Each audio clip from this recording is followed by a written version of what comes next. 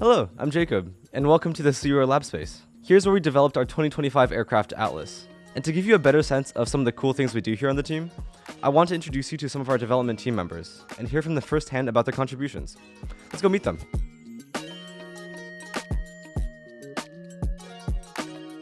Hi, Kate. Hello. So, welcome to the bench.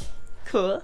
So, could we quickly just have you introduce yourself and then go over what you work on the team? Yeah, for sure. So my name is Kate. I am a senior on the Airframe subteam of CUR. And so I work on a lot of the structural components of Atlas and also the general aerodynamic design of the geometry of the plane. Awesome. So how did Atlas really begin, right? What were some of the guiding design principles? Yeah, so when we really started to conceptualize the design of Atlas, we kind of had everyone sit down in a room together and talked about the big general goals that we had for the plane. And so one of those big ones was talking about the pros and cons of doing VTOL again, and we decided to pursue another pretty ambitious large VTOL aircraft. Another thing that we talked about was payload sizing.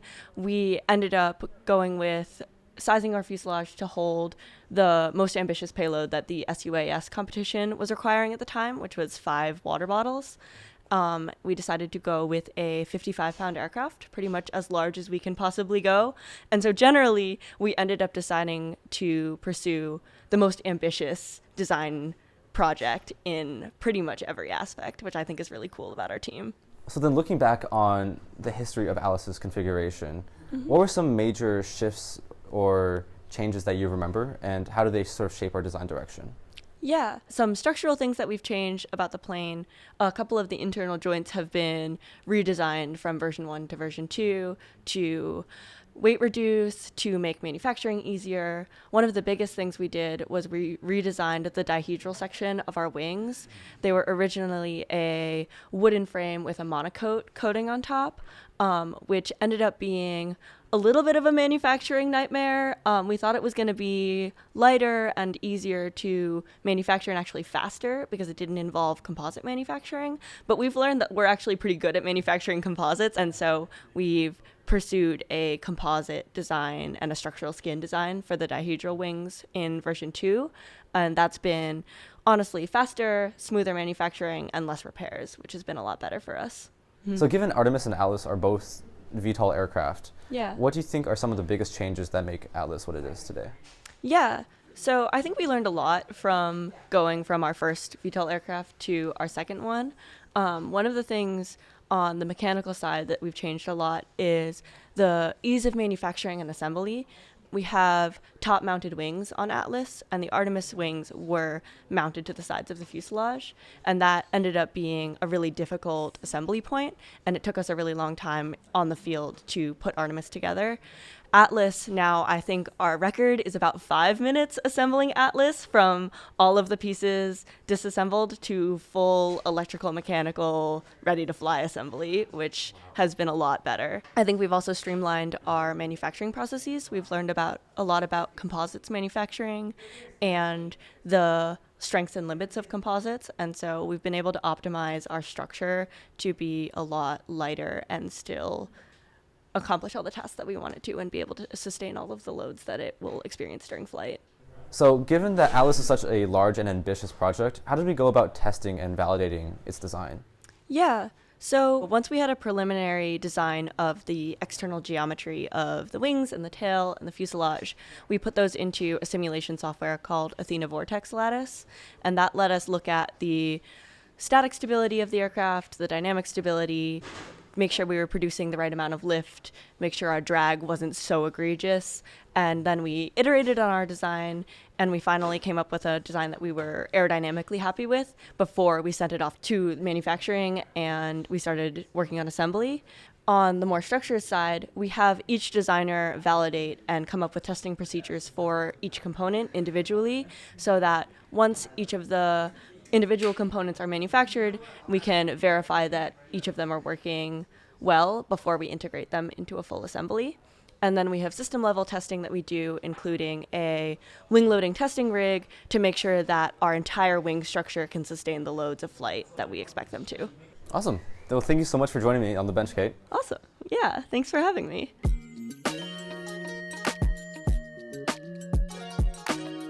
Hey, Caleb. Hello, how's it How you going? doing? Welcome to the bench. Thanks, I'm on the bench now. Yeah, welcome. So, can we quickly just have you introduce yourself and then just talk about what you do on the team?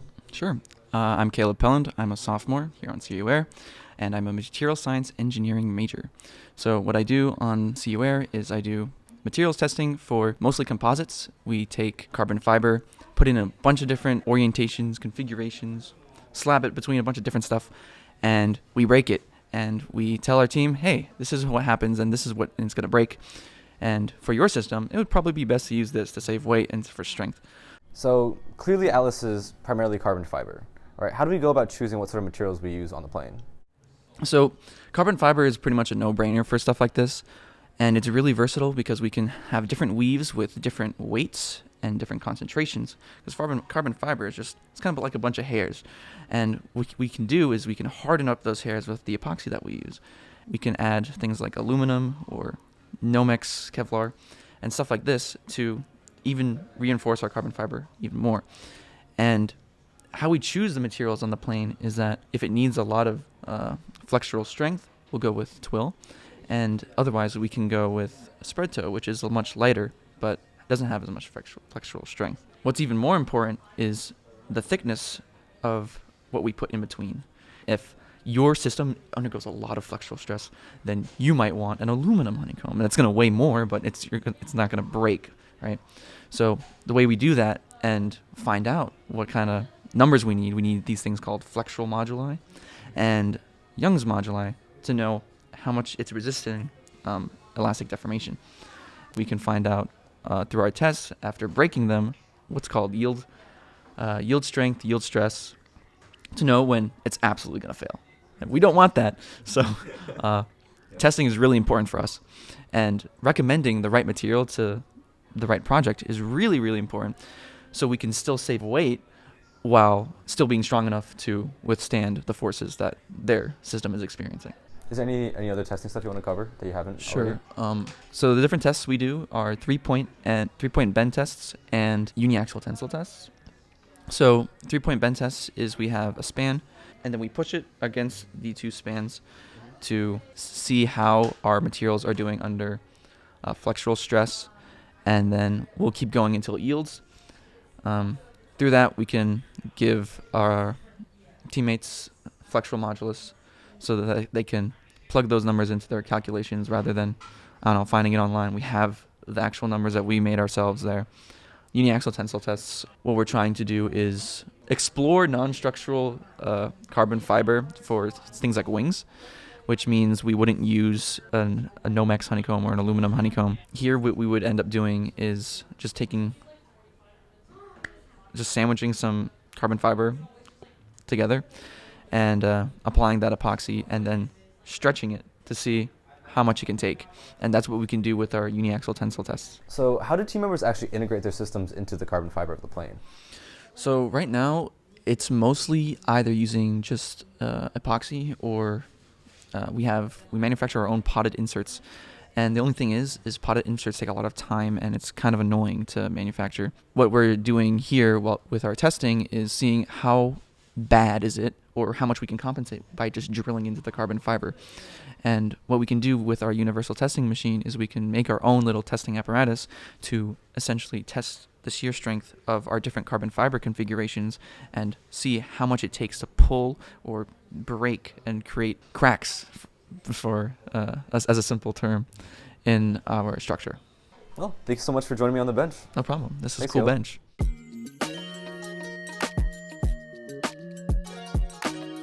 Hey, Alex, welcome to the bench. Hi, Jacob. How are you doing today? I'm doing good. How are you? Good, good. Awesome. Yeah, so can we just quickly have you introduce yourself and sort of talk about what you do on the team? Yeah, sure. So my name is Alex. I'm part of our autopilot sub-team, and I mostly work with our path planning algorithms. That's awesome. So what do you see as some of the key innovations on our control system software? Yeah, so as a part of our software package on autopilot, we are able to create and implement our own custom GCS that we've been managing over the past several years. And what is a GCS, sorry? Yeah, so that's a ground control station, and it basically allows us to interface directly with our flight controller in Atlas and send commands and other information relevant to a mission, such that we can achieve the goals that we want to when we're flying. So beyond that, some of the kind of new technologies that we've had the opportunity to implement this semester include the ability to take off autonomously and land autonomously, as well as being able to detect some kind of dangerous mission waypoints that are near the mission boundary of a particular competition or mission that we're attempting, and divert away from them tactically, as well as the ability to fly now using spline waypoints, which is a really cool innovation that has kind of economized our total power consumption over our total flying path, increase the amount of speed with which we're able to fly, and overall kind of reduce stress on the aircraft by exploiting this new flight controller that has been developed by directly interfacing with third-party ArgentPilot firmware. Trying new stuff can be risky, right? So then how would you go about testing and validating our autopilot and path planning software? Yeah, so our kind of testing portfolio and management system is diverted into three primary different stages. Our first stage is kind of testing using a software in the loop system locally on a computer. And this year we've had some really exciting innovation on that front, being able to kind of autonomously generate paths in a very quick way that are kind of emulative of what we would experience during a particular mission. After we're comfortable with how code looks on this software in the loop system, we'll then transition to using one of our testing platforms such as Zamzam or Penguin, which are located over here behind me, to test and make sure that the plane doesn't kind of fall out of the sky. And then once we feel confident that our code is up to par and not going to lead to kind of any abnormal flight behavior, we'll transition over to testing that code on our actual flight platform for this year, Atlas, to make sure that everything is behaving appropriately and the flight dynamics of Atlas are similar to what we've seen on some of our testing platforms as well as our software in the loop testing system. Given that we have such a strict and dedicated testing process, were there any challenges that you sort of experienced when you were going through that process? Yeah, so as you might be able to tell, some of our testing platforms are kind of pretty small compared to our primary aircraft. So the way in which they fly and the responsiveness to slowing down or speeding up is a lot different from some of our larger aircraft. So really testing and being able to test on our primary aircraft is extremely important because it allows us to make sure that our plane and the code that we write is actually representative of different behaviors that we can achieve with that aircraft and not just assuming that a smaller aircraft would be able to achieve those similar behaviors. Thank you so much, Alex. Thank you for joining me on the bench. Thank you, Jacob. It was a pleasure. Yeah.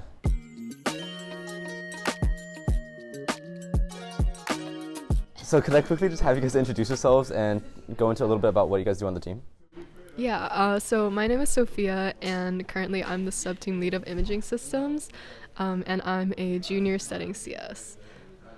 And my name's Matt. I'm a sophomore in imaging systems, and I do a lot of work in full stack development for imaging systems, and I'm also study computer science. Could you guys just describe what imaging systems is and how your projects work with other subsystems on Atlas and competition requirements? Basically, imaging systems, we interface with the camera on the plane to take photos and send these images and other data down to the ground, and we have this computer called the ground server. We send images to INSYS, which is another one of the software subteams, to do autonomous tagging, and we also do manual tagging. We find these different targets on the ground and then find the location of these, and then autopilot can navigate there and then drop water bottles or whatever payloads that we want to drop. Yeah, so could you walk us through how you control that camera system that you just mentioned? Yeah, so essentially to control the camera system, we have a Raspberry Pi on the plane. It runs this software called the plane system, and essentially this connects to the camera, it connects to the gimbal, and it also connects to our onboard Wi-Fi system, and this lets us basically send images, send different commands to the camera so that we can get this information and send it down to the ground. I totally agree, and I think something really cool imaging does is that we have this very strong interplay between software and small piece of hardware on board the plane and writing very specific code to interact with that. Okay, so y'all just mentioned the plane system. Can you guys go just into what that is and then how your communication system differs from other software subsystems? So the plane system is a piece of software we write in Rust, which is a low-level programming language that's intended to directly communicate to the piece of hardware we have in the plane. So at a high level, the plane system's main responsibilities are one, constantly sending signals to the camera, telling it to take images, and that could be in different ways like a continuous capture or some kind of panning capture, and then also eventually getting like those images into a database so we can eventually use those in our ground server and do other cool things with them on the ground server. So on the software side of things, how do y'all make sure that we can get stable images while in flight? One of the main ways is tuning with a gimbal board. So the gimbal board is another small piece of hardware, and it's responsible for controlling things like pitch and roll of the gimbal. And we use some third-party software that during testing we can tune to make sure things are not moving like too extremely or in such an unstable way that we can get really nice clear photos. And then on top of that, we also have different parameters for our camera that we can play with, such as shutter speed. So given y'all's system is so complicated with the plane system, the ground server, controlling the Sony R10C, how do you guys ensure the reliability of those systems when working together? So sometimes, like if you're, let's say, testing the plane system, you can just connect to the Pi, connect to the camera, make sure that if you're sending a command to take photos, it will actually do that. But then we also do a lot of, ground tests are things that we do quite often, like almost every week. Also like test flights, which is essentially like having our entire systems out and doing end-to-end testing. So making sure that when we can take photos, we can not only, make sure the gimbal is stable, make sure we can send them to the ground, and also make sure that the various other software sub-teams can communicate with us. That's kind of like a big part about doing this. Well, thank you guys so much for joining me on the bench today. Yeah, thanks for having us. Thank you. Yeah, this is-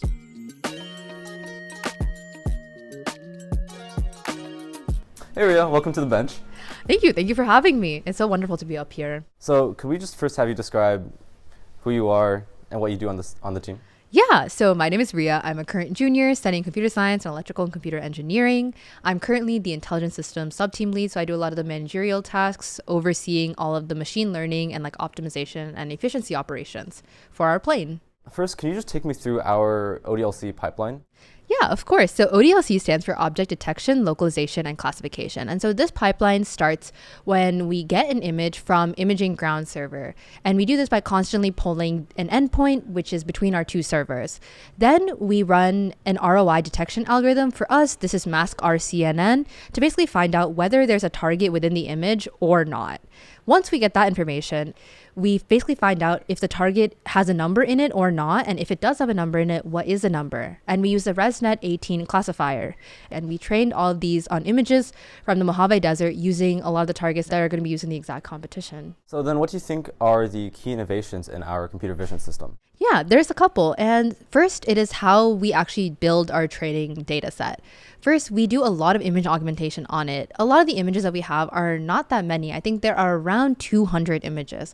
But obviously, that's not enough variety to train a really robust classifier. So what we do is we increase contrast, we increase brightness, we rotate it in all different directions. We do this thing called jitter, which is like shake the image, we crop it. So this simulates basically a lot of different scenarios that we might encounter during competition or in different flight situations. For example, if it's more cloudy one day, we decrease the brightness, or if it's brighter one day because it's summer or the sun is overhead, we increase the brightness. So that's one example. We also have a key innovation within how we set up our model. We did a two-step classification system, which is at identifying the ROI itself and then identifying what's inside the ROI. And what this does is that it helps us make sure that we're looking at a more concentrated area when identifying what the number is and not do more work than we have to. It overloads the model a lot to do like find a target and what number is in it and if it's an actual target. And so we kind of separate that out to basically give us more accuracy in the process. So with such a complex system then, how would you go about testing that system? Yeah, that's a great question. I think testing is really difficult with a machine learning model. And in machine learning, there's a typical philosophy called an 80-20 split. And what this means is that you take 80% of the data that you have and you allocate that to training your model. And then this 20% that never sees the light of day until you're ready to test your model is what basically defines how well your model does. And like when we say accuracy, we set the accuracy on that. So then what were some of the challenges that you encountered or faced when you're testing your system? Yeah, there are a couple, and I think these are very machine learning centric challenges. Our model, when we train it, learns these series of weights, basically. And these weights determine how our model makes an educated guess. And since we don't actually know what these weights are, we can't exactly fully predict, our model should react this way, even though to the human eye, it's really obvious. And so a part of it, the challenges in testing is that we don't know what conditions we're going to see at competition. We don't know how bright it's going to be. Maybe there's something that we didn't see and things like that. And so we basically try to do as diverse of a data set as possible when training. Like, for example, we include non-images that we saw on like the runway, so it doesn't identify like maybe something, a white mark on the runway as a target. But at the end of the day, this is all we can do, and a model is like, it's never going to be 100% accurate. It will just be like about above 97 is like considered a really great, really robust model. Well, I can't wait to see your system at Cowan. Cool, thank you. Thank you for joining me. Thank you for having me.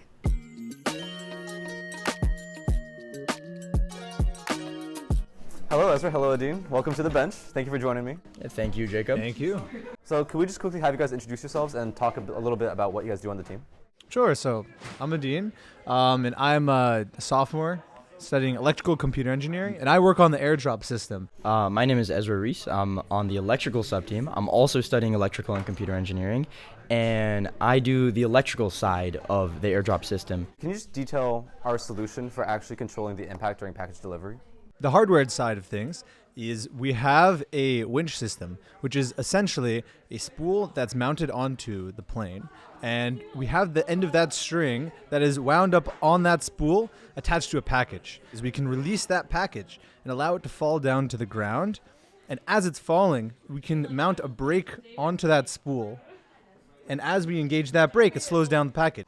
Additionally, we have a speed sensor, which pretty much the spool has tons of 24 little holes around the spool. And then there's a little IR sensor, which can tell you every time you enter or leave a hole. And then using that, you can figure out the RPM of the spool. And then if you know the radius of the spool, you can use that to determine how fast the package is actually falling, which will enable you to ultimately control your braking measures accordingly. So, what sort of designs do we consider for our airdrop system?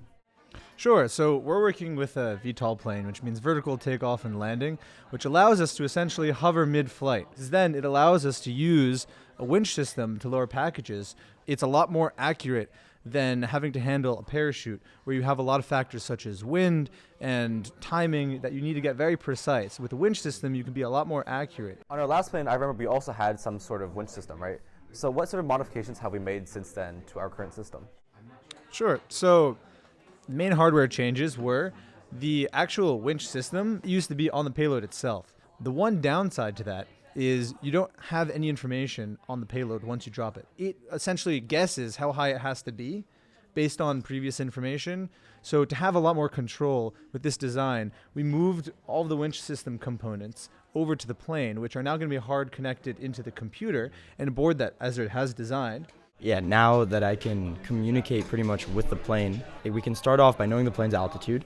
And then, as I mentioned earlier, we know the RPM of the spool at all times, and we can figure out exactly how much it's despooled and how much the height has changed as a function of time. Therefore, we know where the payload is at all time. Furthermore, say the winch system gets tangled, where in the past we had to fly with the payload still attached because we could not remove it and had to do a very dangerous landing.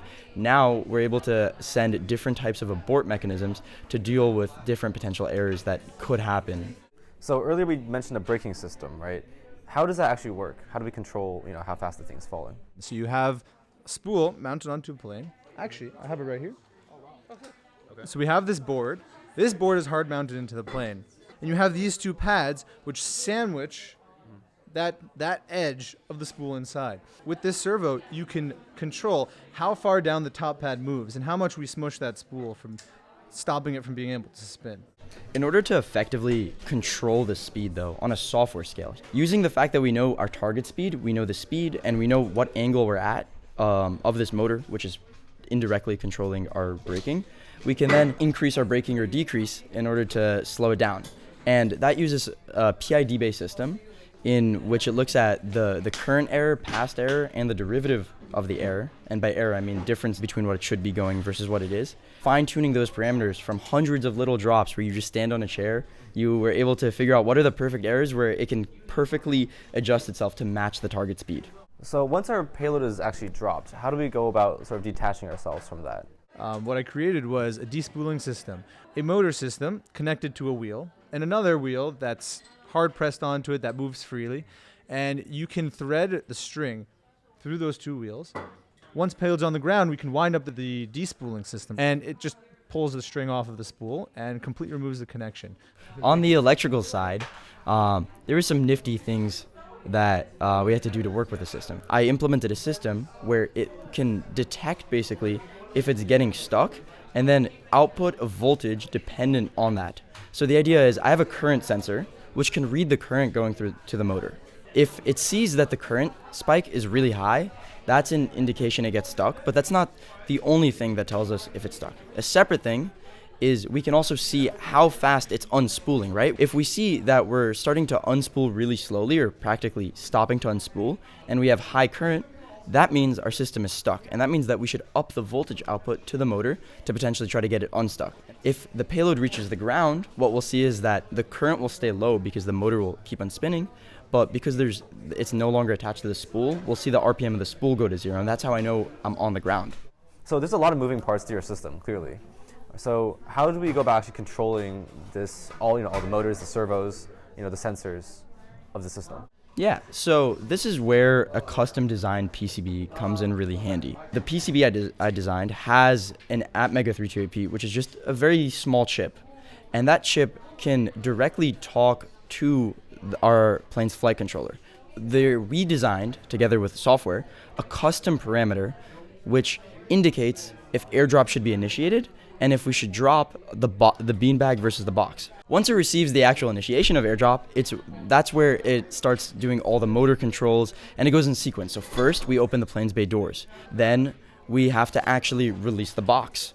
That's another servo. And then once we release the box, we now have to start implementing the braking system. And then lastly, now we know our payload is on the ground, we have to initiate the despooling system. Finally, once we're detached from that, we close the bay doors, and we can communicate back to the plane that airdrop was done successfully. We've talked a lot already about how the winch system works, right, for our box delivery. What sort of differences are there for the beanbag delivery? The beanbag drop is essentially focused on speed and accuracy, so it doesn't matter how fast it impacts the ground. I created a cage to hold the beanbag, and you just open the trap door, falls out, impacts the ground exactly where you want it to. On the electrical side, the main thing is, since it's a speed-based system, is having fast communication. So before, there were issues where we couldn't get the communication between the ground to the plane to the board like in under 1 second. Now the Lewis script is able to run 10 times a second and very quickly drop and then respond accordingly. Thank you guys so much for joining me on the bench. Thank you, Ezra. Thank you, Adin. Thank you. Thank you. Yeah.